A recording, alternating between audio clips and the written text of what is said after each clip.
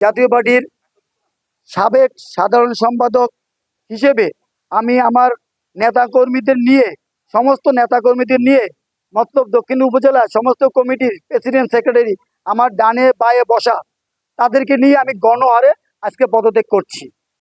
চাঁদপুরের মতলব দক্ষিণে জাতির কাছে ক্ষমা চেয়ে জাতীয় পার্টির সাধারণ সম্পাদক সহ শতাধিক নেতাকর্মী পদত্যাগ করেছেন।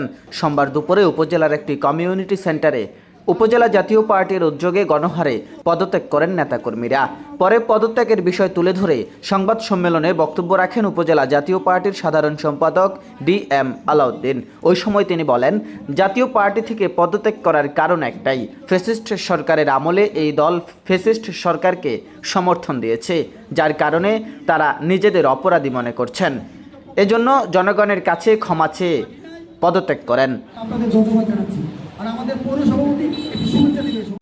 উপজেলায় 151 সদস্য বিশিষ্ট কমিটি, এখান থেকে 90% নেতাকর্মী পদত্যাগ করেছে।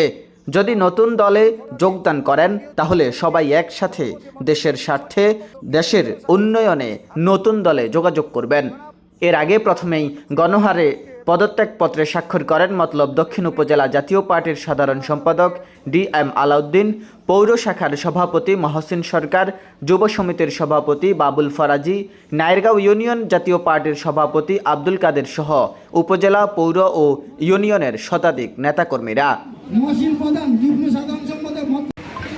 মোহাম্মদ হোসেন ব্যাপারী, বার্তা 24, চাঁদপুর।